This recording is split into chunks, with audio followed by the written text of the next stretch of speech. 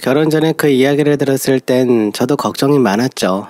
아무리 세상이 바뀌었다 해도 어른들 생각은 쉽게 바뀌지 않으니까요.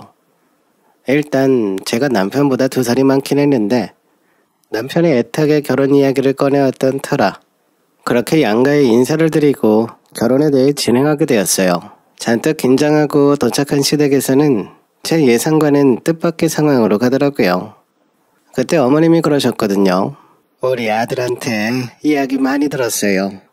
나야 우리 둘째 데려가 준다고만 하면 더 바랄 것도 없지. 나이가 2살 위라고 했죠? 내가 그 소리 듣자마자 우리 아들하고 딱 천생연분이다 생각이 들더라고. 나는 아들 끼고 살고 그러는 거 예전역부터 포기한 사람이라. 아무튼 고마워요. 나는 무조건 찬성이야. 하시며 저를 무척이나 환영해 주시는데 저도 의외긴 했어요. 예전에 어머니 속을 많이 썩였다 하는데 당시 남편은 30 중반이고 저는 후반에 접어들어 그런지 그리 가볍거나 그런 모습은 없었습니다. 그러니 결혼까지 생각했고요.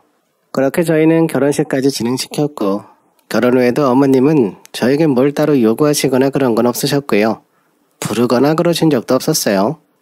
전화통화도 주로 제가 먼저 드리지 어머님이 하시는 일은 없어서 그런 모습이 신기하긴 했죠. 중간중간에 어머님이 스카프 같은 거 선물로 사서 며느리들 주실 때 보면 저는 유독 밝은 색을 사다 주시고 형님은 어두운 색 주시고요. 그 정도 하시는 거 말고는 아주 티나게 뭐라 하시진 않았습니다. 그리고 남편이 알아서 시댁에 종종 다녀오고 해서 괜찮았고요. 그렇게 지내는데 갑자기 저희 친정아버지가 아프다는 연락을 받았어요. 아무래도 어머니 혼자 아버지 챙기긴 어려울 것 같아서 제가 아버지 모시고 병원에 다니게 되었어요. 그런데 아버지가 암이라고 하시더라고요. 생각보다 진행이 많이 된 상태라서 최대한 치료를 빠르게 시작하는 것이 좋다고 했어요. 그렇게 친정아버지 병간호를 시작하게 됐어요. 저희 친정아버지가 사업을 하셨어서 벌어놓으신 돈도 많으셨어요. 상가도 몇 채 갖고 계셔서 임대 수입도 적지 않았거든요. 그래서 간병인도 붙이고 저랑 엄마도 자주 가서 케어해드렸어요. 아무래도 다른 형제가 없고 자식은 저밖에 없으니 제가 더 신경 쓰게 되더라고요. 그러다 보니 자연스럽게 제가 남편에게 신경을 덜 쓸 수밖에 없었죠. 이렇게 친정아버지를 챙기고 오는 도중에 시어머니한테 전화가 오더라고요. 본인 아들 혼자서 밥 해먹고 회사 다닌다고 잔소리하려고 전화하시나 생각했었어요. 그래서 받을까 말까 고민을 하다가 언제까지 피할 수는 없으니 전화를 받았어요. 그런데 생각과는 다른 말씀을 하시더라고요. 힘들어서 어쩌니 아들한테 들었다. 친정아버지가 암이라고 하셨다며? 에휴, 네가 신경이 많이 쓰이겠다. 요즘 상태는 어떠시니?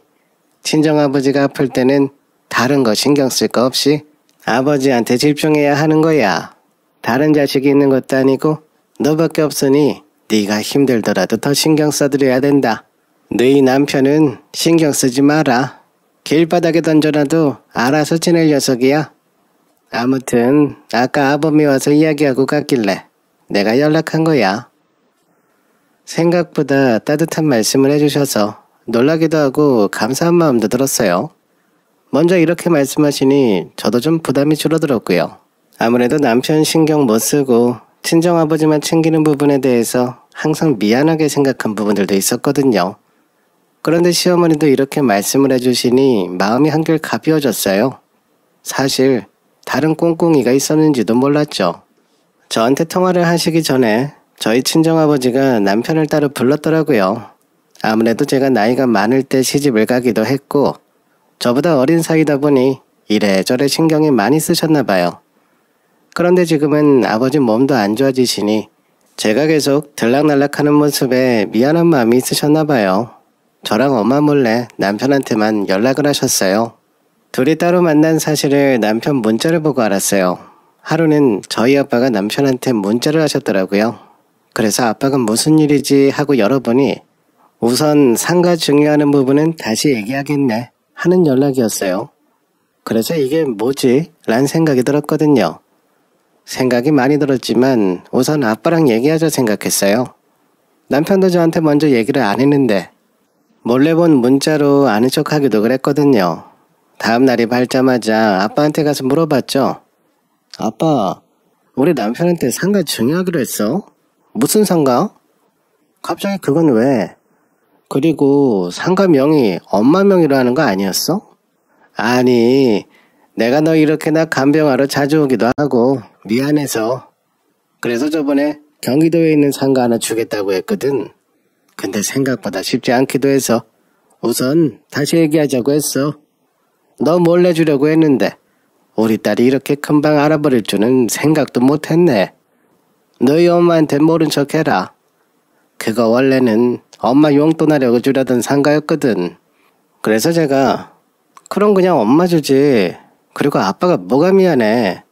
아빠가 아프고 싶어서 아픈 것도 아니고 상가는 안 줘도 돼. 그냥 엄마 아빠 먹고 싶은 거 실컷 먹고 하고 싶은 거 다 하면서 살아. 이래서 남편이랑 시어머니 모두 제가 아버지 병간호에 하는 거에 대해서 별말이 없었던 거였어요. 사실 시어머니는 그럴 수 있지만 남편이 입을 싹 닫고 나한테 그런 말 하나 안 한 게 좀 괘씸했어요. 내가 계속 모를 거라고 생각한 것도 웃겼죠. 하지만 아버지가 그렇게 하라고 결정한 것이라서 저도 별말은 안 했어요.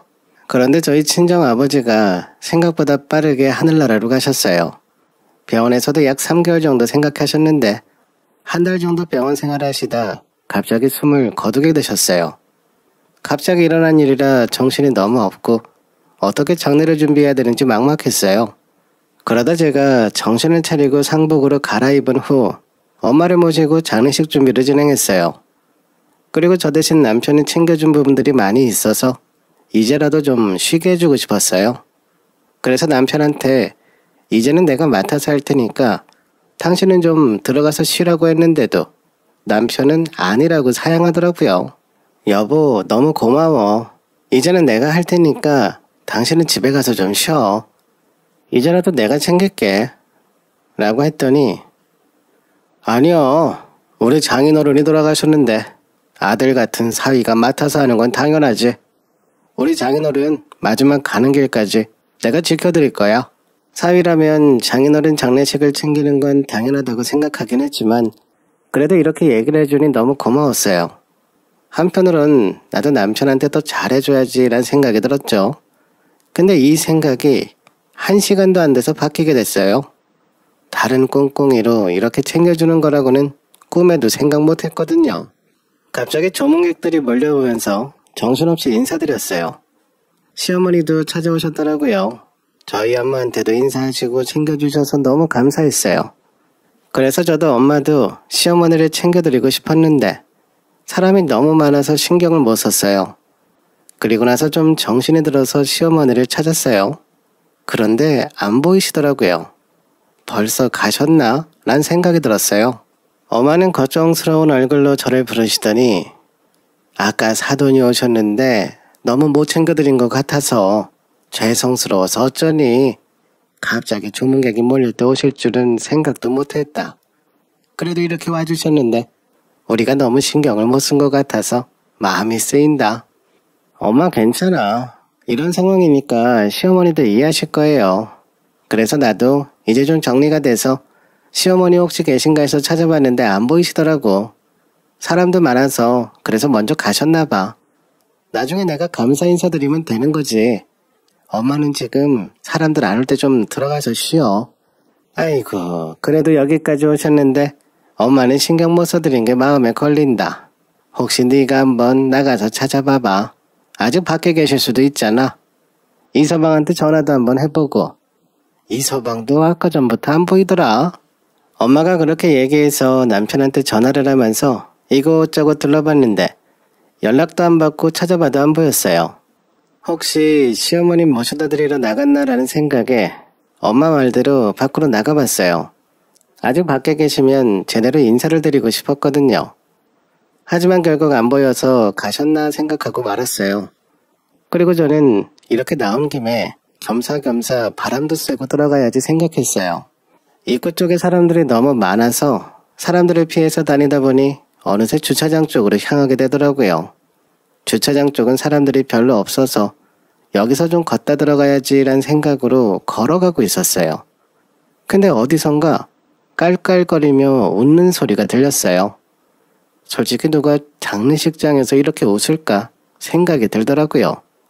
참 무례하기도 하다란 마음이 더 컸던 것 같아요. 그런데 촉이라는 게 있는지 누군지 궁금한 마음이 들었어요.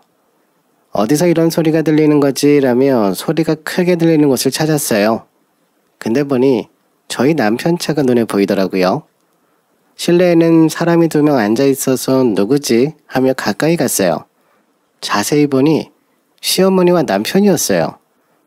어머니랑 있으면서 왜 내 전화를 안 받은 거야? 란 생각에 남편을 보면서 전화를 걸었어요. 근데 남편이 제 전화 오는 걸 확인하더니 그냥 안 받더라고요. 순간 뭐지? 란 생각에 남편 차 근처로 갔어요. 그랬더니 갑자기 또 깔깔 웃는 소리가 났어요. 이 깔깔 웃는 소리의 주인공이 바로 시어머니였더라고요. 우리 아빠 장례식장에 오셔서 저렇게 큰 소리로 웃을 일이 뭐가 있지? 란 생각에 더 가까이 갔어요. 그때는 말도 마라. 솔직히 갑자기 네가 결혼한다고 해서 경사났다 생각했는데 갑자기 나이 먹은 여자를 데리고 와서 아휴, 그때만 생각하면 아직도 속이 상해. 네가 뭐가 부족하니? 나이도 어려 인물도 좋아. 젊고 어린 애들이 그렇게나 많은데 나이 1살 많은 것도 아니고 2살이나 많은 며느리를 데리고 와서 내가 저걸 어디다 쓰나 했잖니. 근데 네가 좋다고 해서 그냥 참은 거야. 근데 참은 보람이 있는지 이제라도 덕을 본다. 그때 상가 준다고 했던 건 어떻게 된 거야? 이제 네 건물 된 거야? 왜 엄마한테 빨리빨리 말을 안 해서 엄마가 이렇게 찾아오게 만들어? 내가 네 장인어른 장례식 오고 싶어서 왔겠니? 너한테 상가 얘기 듣고 싶어서 온 거지. 아주 답답해서 혼이 났어. 빨리 얘기 좀 해봐. 그때 다시 얘기하자고 한 거 다시 얘기해서 받은 거지? 아직도 못 받은 거야? 엄마가 그거 궁금해서 온 것 같아서 내가 이렇게 얘기하라고 모셔왔잖아요. 지금 나도 잘 보여야 나중에 상가 받지. 만약 내가 여기서 못 해봐. 준다고 했던 것도 안 준다고 하면 어떡해? 그리고 그때 다시 얘기하자고 하신 후 돌아가셨잖아. 돌아가실 거면 상가 주고 돌아가시던지. 왜 이렇게 일찍 돌아가셨는지 모르겠어. 그냥 처음에 준다고 할 때 덥석 물을 걸 그랬어. 그땐 너무 빨리 달라고 하면 마음 바뀌실까봐 그냥 관심 없는 척 했거든. 근데 후회돼. 그냥 당장 명의 바꿔달라고 할걸. 어차피 1달밖에 못 사실 거. 에휴, 짜증나. 둘이서 돌아가신 우리 아버지에 대해서 비아냥거리는 말을 들으니 순간 눈이 돌아가더라고요.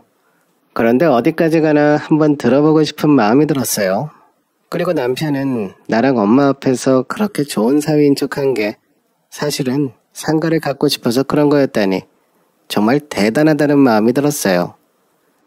그러게 이렇게 빨리 돌아가실 줄 알았으면 나라도 너한테 빨리 계약서부터 받으라고 했을 텐데. 아휴, 아까워라. 그래도 주신다고 했으니 안 주진 않겠지. 네 장모는 이 내용 알아? 그리고 또 아는 사람 있어? 이러다 못 들었다고 하면서 안 주면 어떡해?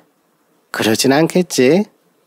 아시겠지. 두 분이서는 얘기하지 않았겠어? 내 와이프는 아직 몰라. 나중에 다 받고 얘기하려고. 괜히 알면 머리 아파. 걔가 은근 초를 치는 스타일이거든. 알지? 그래서 굳이 말 안 하고 있었어. 괜히 지금 아는 척 했다가 난리 치면 어떡해. 그리고 상가 얘기는 장례식 끝나고 장모님께 슬쩍 연락해서 물어봐야지. 이제 그거 내 건물 되고 나면 이제 엄마 일 나가지 말고 사모님처럼 살아. 내가 경기도 상가라고 해서 조그만 걸 줄 알고 한번 직접 보러 갔었거든. 근데 무려 5층짜리 건물이었어. 내가 자식 낳는 건 진작에 포기했잖아. 난 애초에 생각도 없는데 근데 장인어른이 그걸 엄청 미안해 하시더라고. 뭐 아무튼 덕분에 아주 알짜배기 상가받고 좋은 거지 뭐. 대충 계산해봐도 1,000만 원은 훌쩍 넘을 것 같아. 우리 형도 월세로 150에서 200 정도 내지 않아? 상가가 층별로 2-3개씩 있으니까 이제는 우리 일 안 해도 한 달에 1,000만 원은 넘게 받을 수 있어. 다 늙어서 애나 봐야 뭐해. 알토란 같은 상가들 받는 게 홀랐지. 아무튼 엄마는 조용히 계셔. 내가 다 끝나고 연락할 테니까. 저 둘이 급하긴 급했나 봐요. 우리 친정아버지 입간 날도 아니고 이제 막 장례식을 진행하고 있는 1일차. 둘이서는 이런 모의를 하고 있는 모습을 보니 사람 같아 보이지가 않았어요. 제가 외동이라 아버지가 저를 특히 챙겨주셨었고 그래서 사위한테도 잘해주시려고 하셨거든요. 지금 나는 우리 아버지랑 더 많은 시간을 못 보내서 아쉬웠는데 시어머니랑 남편은 진작에 상가계약서를 받지 못해 아쉬워하더라고요. 참 어떻게 그럴 수 있나 생각이 들었어요. 저희 친정아버지가 사위라고 뭐라고 하나 줄 때 말렸어야 했나 봐요. 그때는 가족이니까 아깝다는 생각이 안 들었거든요. 근데 지금 생각하니 아깝다고 느껴졌어요. 저도 모르게 계속 둘의 얘기를 듣고 있다 보니 밖에 있던 시간이 30분이 넘었었나 봐요. 저희 엄마가 오랫동안 제가 안 보이니 전화를 하셨어요. 그래서 조용히 자리를 피해서 다시 건물 안으로 들어갔어요. 시어머니 찾으러 겸사겸사 바람 쐬고 오겠다고 한 제가 얼굴이 안 좋아서 들어오니 엄마가 놀라셨어요. 시어머니는 뵀어? 왜? 뭐라고 한 소리 들었어? 왜 이렇게 얼굴이 안 좋아? 많이 힘들어? 이제 곧 새벽이니 사람들 많이 안 올 거야. 너라도 들어가서 좀 누워있어. 그래서 제가 아니야, 시어머니는 못 뵀어. 아깐 정신없어서 몰랐는데 좀 힘들었나 봐. 지금 조금 피곤하긴 한데 잠은 안 와. 엄마 옆에 있을래? 엄마도 힘들지? 엄마한텐 아무 말 안 했어요. 그런데 조금 있다 남편이 들어오더라고요. 사실 그 얘기를 듣고 얼굴을 보니 너무 꼴보기가 싫었어요. 근데 남편은 장모님 얼굴이 너무 안 좋으세요. 여긴 제가 딱 지키고 있을 테니까 안에 들어가서 좀 쉬세요. 당신도 좀 들어가서 쉬어. 얼굴이 안 좋아 보인다. 천연덕스럽게 저랑 엄마를 챙기는 모습을 보니 속으로는 천불이 났지만 티를 내진 않았어요. 남편의 검은 속내를 알고 있었지만 당장 집에 가라고 소리를 지를 수는 없었으니까요. 근데 우리 친정엄마는 그런 마음을 모르니 시어머니 먼저 챙기시더라고요. 아까 사부인 오셨었는데 내가 너무 못 챙겨드린 것 같아서 혹시 가셨나? 여기까지 오셨는데 죄송해서 어쩌나. 내가 나중에 한번 감사 인사드린다고 얘기 좀 해주게나. 엄마, 내가 알아서 할게. 무슨 엄마까지 그래. 혹시 시어머니 언제 가셨는지 알아? 당신이 어머니 모셔다 드렸어? 아까 당신이 안 보여서 어디나 찾으러 다녔거든. 내가 찾으러 다녔다고 하니 순간 흠칫하더라고요. 아무래도 차 안에서 둘이서 난리를 치면서 얘기를 했었으니 뜨끔했겠죠. 혹시라도 제가 들으면 가만 안 있을 내용이라고 본인도 생각한 것 같아요. 그런데 제가 아무 말 안 하고 시어머니에 대해 물어보니 못 들었다고 생각했었나 봐요. 그러면서 아무래도 정신없으실 것 같다고 하시면서 일찍 가셨다고 했어요. 입에 침도 안 바르고 거짓말하는 거 보니 남편은 배우를 했어야 했나라는 생각이 들었어요. 화가 잔뜩 났지만 그래도 아직 아버지 장례식 중이다 보니 섣불리 화를 낼 수가 없었어요. 그때부터는 남편이 저를 챙기거나 엄마를 챙기는 모습을 보고 있어도 상가를 갖고 싶어 아주 난리를 치는구나 라는 생각만 들었어요. 아무래도 시어머니랑 남편 둘이서 한 얘기를 듣고 나니 남편한테 정이 뚝 떨어졌나 봐요. 예전이랑 똑같은 행동을 해도 좋기는커녕 보면서 짜증이 났어요. 아무리 생각해도 상가는 줄 수 없겠다고 생각했어요. 그렇게 장례식을 마무리한 후 아버지와 같이 일하셨던 변호사님을 찾아갔어요. 혹시 아버지가 저한테 얘기하셨던 것처럼 따로 얘기하셨을까 봐요.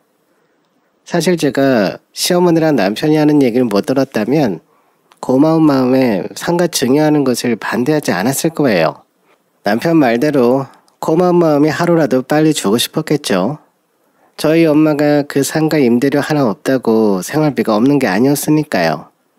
하지만 둘의 속셈을 알고 나니 더 아깝고 주기 싫다는 마음이 생겼어요. 변호사 사무실에 도착하면서 정신을 똑바로 차렸고 그리고 이것저것 물어보기 시작했죠. 아저씨 안녕하세요. 지금 시간 괜찮으세요? 장례식장에 화환도 보내주시고 와주셔서 너무 감사드렸어요. 비싼 건 아니지만 너무 감사해서 예전에 좋아하신 쿠키 좀 사왔어요.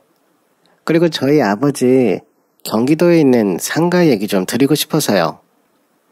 그러자 변호사님은 마침 너한테 연락하려고 했는데 그거 아버지가 돌아가시기 전에 나한테 얘기했었거든. 사위한테 주고 싶다고. 사실 나도 너희 아빠가 그렇게 일찍 갈 줄 모르고 그런 건 천천히 해야 한다고 했었거든. 솔직히 그런 거 준다고 해놓고 일찍 주면 그 뒤부터는 장인어른 대접도 안 하고 그런 사람들이 좀 있어야지. 그래서 그런 건 나중에 해도 늦지 않는다고 했었는데 갑자기 그렇게 갈 줄 누가 알았겠니? 그래서 계속 신경이 쓰였어. 그런데 장례 치르느라 정신없는 너한테 연락하기 좀 그래서 언제 해야 하나 했는데 너가 이렇게 찾아왔더니 고맙구나. 언제 남편이랑 한번 와서 관련 계약서 쓰고 명의 변경하거라. 관련 세금에 대해선 어떻게 처리하는 게 좋을까? 맞아요. 아버지가 남편 주라고 했었는데 그거 남편 안 줄 거예요. 남편은 제가 아는 내용인지 모르고 있어요. 사실 아버지가 나이 많은 외동딸 데리고 가서 고마워한다는 걸 알고 있었고 저도 잘 챙겨주는 모습에 상가를 준다고 해도 그냥 그런가 보다 했었거든요. 근데 넘어갈 수 없는 이유가 생겼어요. 남편이 상가를 받는 것을 안 뒤부터는 아니에요. 이거 그냥 집안일이라 그냥 주기 싫어요. 괘씸하고 제 생각은 정리 끝났는데 그냥 안 주면 그만인 거죠? 아이고 그렇구나. 원래 사람 사는 게 다 그래요. 건물 사놔봐야 살아있을 때만 좋지. 떠나고 나면 늘 싸움거리밖에 안 되더라고. 아무튼 잘 생각했고 네 뜻이 그렇다면 그렇게 해야지. 다른 것들은 너랑 어머니 명의로 옮겨놨는데 경기도 상가만 남겨놨었거든. 그럼 그것도 어머니 명의로 우선 진행하마. 나중에 생각이 바뀌거나 그러면 그때 얘기하면 되는 거고 걱정하지 말고 너도 네 몸 잘 챙겨라. 그래야 네 엄마도 챙기지. 감사해요. 나중에 엄마랑 같이 인사드리러 또 올게요. 항상 건강하게 지내시고요. 혹시 남편한테 따로 연락이 오더라도 그런 얘기 모른다고 말씀 부탁드려요.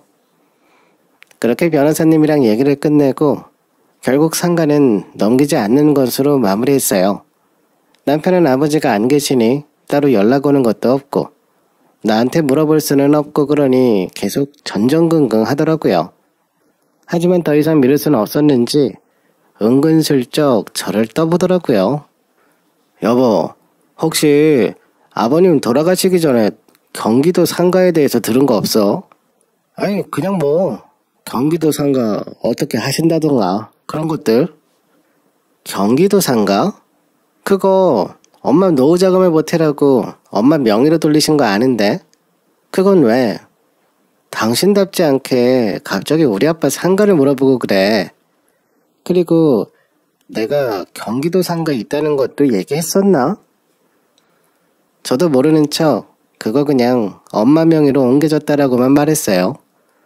사실 이 얘기를 들었을 땐 어떻게 말해야 되나 고민이었거든요. 근데 그냥 모르는 척 하는 게 좋을 것 같다고 생각했어요. 아, 그래? 근데 그거 아버님이 나 주신다고 했었는데 당신은 모르겠지만 아버님이 경기도 상가 나한테 주고 싶다 하셨었어. 혹시 어머니는 모르시고 계신 건가? 그때 누구한테 말씀하신다고 했었는데 변호사님인가? 그분이랑 연락해 볼 수 있어? 우리 아빠 관련 일들을 따로 처리해 주시는 변호사분이 계신데 그런 얘기 못 들었을 텐데. 그리고 엄마도 못 들었으니까 아마 아무 말씀 안 하셨겠지. 만약 아버지가 그런 말씀 하셨으면 우리한테 진작 물어보셨겠지. 그런데 그런 말씀 안 하셨잖아. 정 궁금하면 변호사님한테 전화해볼까? 남편이 한번 연락해보라며 저를 채근했어요. 사실 변호사님이랑 얘기가 된 상황이니 모르는 척 전화를 걸었어요. 경기도 상가에 대해서는 처음엔 사위한테 증여한다고 얘기가 나오긴 했던 것 같은데 결국에는 너희 엄마한테 증여하는 것으로 마무리됐었어. 그 외에 또 물어보고 싶은 게 있니? 사위한테 준다는 건 따로 없었는데. 변호사님과 스피커폰으로 전화를 하는 상황이라 남편도 다 듣고 있는 상황이었어요. 점점 얼굴이 하얗게 질리더라고요. 그거 받을 생각에 행복 회로를 돌리고 있었는데 갑자기 없었던 일이 돼버리니 답답했겠죠. 그리고 우리 아버지가 살아계셔서 당장 물어볼 수 있는 상황도 아니었으니까요. 결국 경기도 상가를 증여하는 부분에 대해 저희 엄마 이외에 들은 내용은 없다고 말씀하시고 전화를 끊었어요. 저는 당연히 남편이 엄청 당황할 줄 알았는데 아무렇지도 않은 표정으로 저를 쓱 쳐다보더니 그러는 겁니다. 당신 다 알고 있었나 보네? 언제부터 알고 있었어? 아니 장례식 준비하느라 바빴을 텐데 나 모르게 뒤에서 무진장 바쁘게 다녔었구나. 진짜 실망인데. 그리고 저 변호사도 좀 문제가 있고 말이야. 하여간에 믿을 사람이 하나도 없어요. 하나도. 그러면서 남편이 주머니에서 전화기를 꺼내더니 제 앞에 무언가를 틀자 거기엔 아버지 목소리가 나왔습니다. 보니까 영상이었어요. 아빠랑 남편이랑 상가 이야기를 하시더라고요. 아빠는 남편에게 고맙다는 말을 반복하셨고 남편은 사람 좋은 웃음만 짓고 있었고요. 그리고 상가 준다는 이야기도 그때 하시는 겁니다. 그 소리를 듣자 남편은 웃고 저는 창백하게 질려버렸고요. 남편은 의기양양하게 제 앞에서 핸드폰을 흔들며 그러더라고요. 이거 변호사 만나서 이미 다 이야기해놨던 거라서 소송을 하든 뭘 하든 저보고 단단히 준비하라 하는데 내가 남편을 너무 쉽게 봤구나 하는 생각이 들더라고요.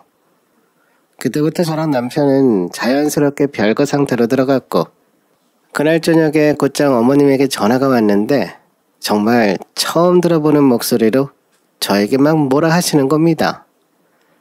어쩜 내가 너한테 그동안 따뜻하게 해준 게 얼만데 이렇게 우리 뒤에서 우리가 당연히 받아야 될 몫인데 내가 뭐가 해줘서 널 받아줬겠어.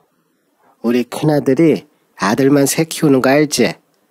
둘째는 애초에 아이라면 진절머리 치길래 네가 처음에 왔을 때 나이가 많고 어쩌고 해도 너희 집 잘 산다는 소리 하나 듣고 받아준 거다.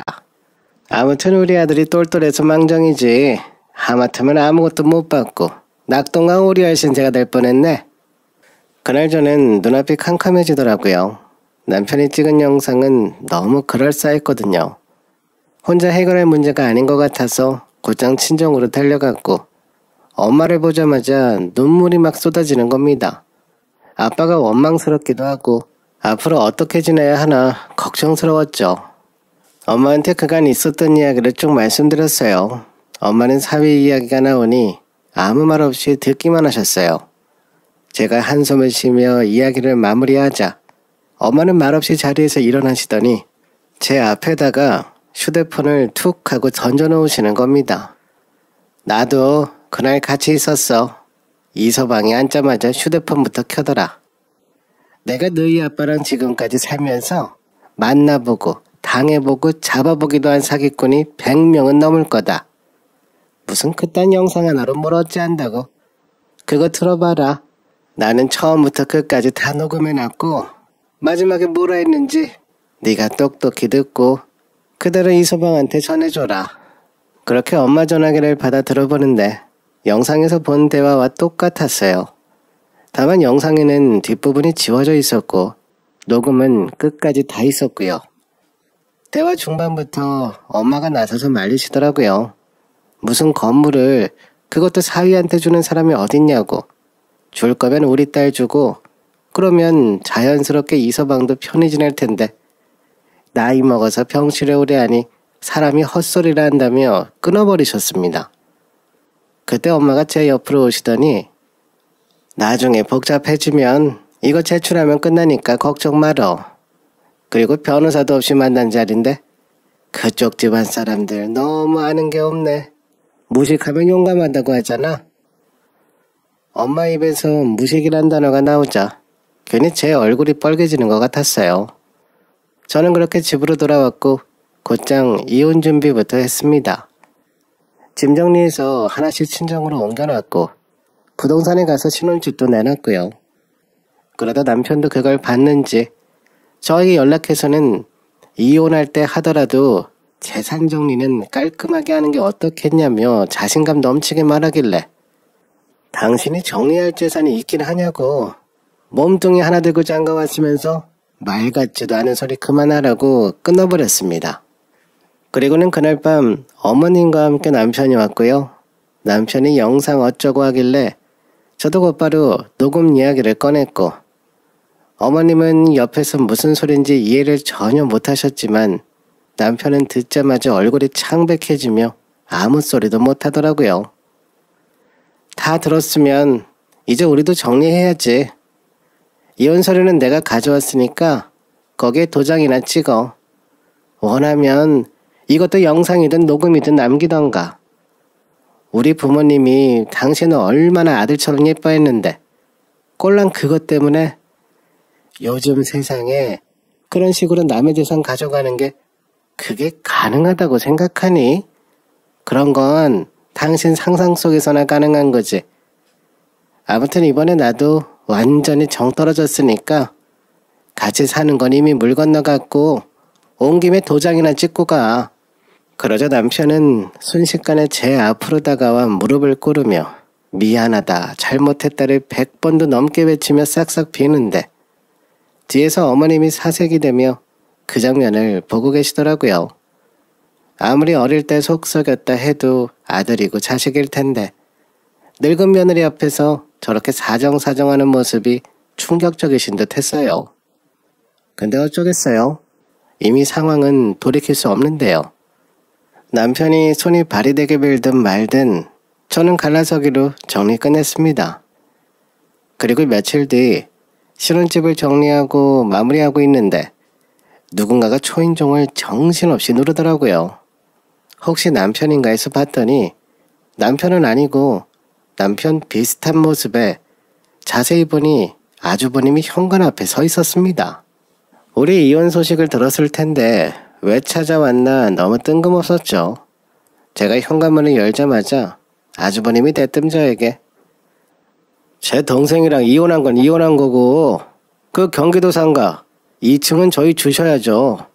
제가 계약금이랑 해서 다 드렸잖아요. 그것만 받고 상가 안 주시면 어떡해요. 그리고 월세도 안 받기로 하셔서 제가 계약금도 많이 드린 건데 계약금 보낸 거 통장에 다 있으니까 저는 약속대로 들어갑니다. 거기 무조건 비워주셔야 됩니다. 아셨죠? 이러는데 너무 황당한 겁니다.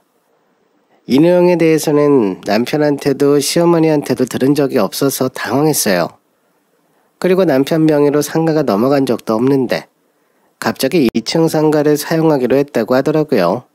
알고 봤더니 시어머니랑 남편이 상가가 생길 거라면서 본인 형한테 연락을 했더라고요. 사실 예전에 2층에 상가 계셨던 분이 다른 곳으로 갈 수 있다고도 얘기하시긴 했었거든요. 근데 그걸 어떻게 알았는지 자리가 남는 곳이 생기니 본인 형한테 주고 싶었나 봐요. 그래서 계약금만 내면 월세 안 받을 거라고 얘기했었나 봐요. 아무래도 형은 매달 나가는 월세가 없어지면 생활하기도 편하고 건물주가 동생이면 세를 올리거나 자리를 빼라는 불안감도 없으니 편해지겠다 생각했겠죠. 하지만 이게 어그러질 거라는 생각은 안 했나 봐요. 아주버님은 저랑 남편이 이혼을 하게 되었더라도 그 상가는 제 남편 것인 줄 알았나 봐요. 그런데 그것이 아니었으니 아주버님은 갑자기 낙동강 오리알 신세가 되었어요. 자초지종을 이야기하고 나는 계약금에 대해 들은 게 하나 없다 말하니 아주버님은 자기 동생 험담을 쏟아내며 어디론가 달려가더라고요. 아마 시댁으로 가는 거겠죠. 저는 남편에게 상가 빈자리 없냐는 전화가 왔지만 그냥 무시하기로 했습니다. 제가 알고 있는 사안이 없으니 저한테는 미안한 듯 말씀하셨지만 시댁에 가서 뒤엎었나 봐요. 동생이 상가 갖는다고 해서 그것만 믿고 기존에 진행하던 부분들을 정리하셨거든요. 그래서 동생이랑 당장 연 끊을 거라고 당장 5천만 원 받은 거 토해내라고 했대요. 근데 어디다 썼는지 돈이 없다고 했나 봐요. 당장 먹고 살 부분이다 보니 시어머니가 본인 집을 팔아서 돈을 보내줬나 봐요. 그렇게 콩가루가 됐어요. 살고 있었던 집이 사라지니 남편이 다니는 공장 근처로 집을 알아보시다가 화가 나셨는지 갑자기 저한테 전화를 하셨어요. 예, 너는 인정머리도 없다. 한때는 가족이었는데 이렇게 무자르듯 안 된다고 단칼에 말해서 집을 이 꼴을 만드니? 속이 시원하니? 그렇게 마음 쓰면 안 되는 거야. 네가 그 잘난 상가 하나 안 줘서 내가 집도 팔아서 큰아들 돈 보내줬다. 상가가 그것만 있는 것도 아니고 다른 것들도 있으면서 예정을 생각해서도 그 정도 하나는 해줄 수 있는 거 아니니? 너는 나이도 많아서 그렇게 인정머리가 없으니까 이혼도 하게 된 거지. 이혼하길 100번 1000번 잘했지. 그리고 네가 못되게 행동하면 그게 다 너한테 돌아오는 거야. 너 때문에 나랑 내 아들은 공장 근처에 작은 원룸 하나 지내서 살게 되는 거 보니 이제 속이 다 시원하냐? 그래서 제가 그게 왜 제 탓이에요. 저는 남편한테 들은 것도 없고 본인 마음대로 생각해서 행동한 거잖아요. 나이를 그렇게까지 먹었으면 생각이란 걸 해야 하는데 누구한테 배웠는지 참 한심하네요. 그리고 저희 아빠가 명의를 이전해준 것도 아닌데 본인 건물처럼 아주버님한테 얘기한 것도 웃기지 않나요? 떡 줄 사람은 생각도 안 하고 있는데 혼자 김치국 마신 거잖아요. 그리고 이제 저한테 연락하지 마세요. 이제 가족도 아니고 남이니까요. 그럼 이만 끊을게요. 아무튼 저는 그 이상한 집구석에서 나오게 됐습니다. 저는 그대로 지방에 내려가 지내고 있습니다. 애견 카페를 하나 크게 차려놨거든요. 사람에게는 이제 너무 질려서 원래 키우던 강아지랑 내려가 지내다가 너무 좋아서 그곳에 애견 카페 차려놓고 요즘은 엄청 바쁘게 지내고 있습니다. 가끔 전 남편과 전시모 생각이 나지만 이젠 뭐 피식 웃고 넘기고 있어요. 아마 그쪽 집안은 전혀 다르긴 하겠죠. 몇 번 전 남편이 저희 카페로 찾아오기도 했었는데 저희 집에 대형견도 2마리 있어서요. 한번 크게 물릴 뻔해서 그런지 다음부턴 오지 않더라고요. 개만도 못한 양반이라 그런지 본인 주제 파악을 빠르게 하는 것 같아서 그때 온 김에 한번 물렸으면 하고 내심 바랬는데 아무튼 제가 기억하는 마지막 남편 모습은 즐겁하고 도망치던 뒷모습이라서요. 그 모습만 고이 간직한 채로 지내려고 합니다. 어차피 언젠가는 저에게 등 돌릴, 그리고 저희 부모님에게도 등 돌릴 그런 사람이었으니까요. 차라리 이렇게 진작 알게 돼서 그건 다행이라 생각하네요. 사과를 한들 뭐를 한들 돌아갈 생각 없고요. 지금처럼 하는 일 열심히 하며 지내려고 합니다. 제 이야기 들어주셔서 감사합니다.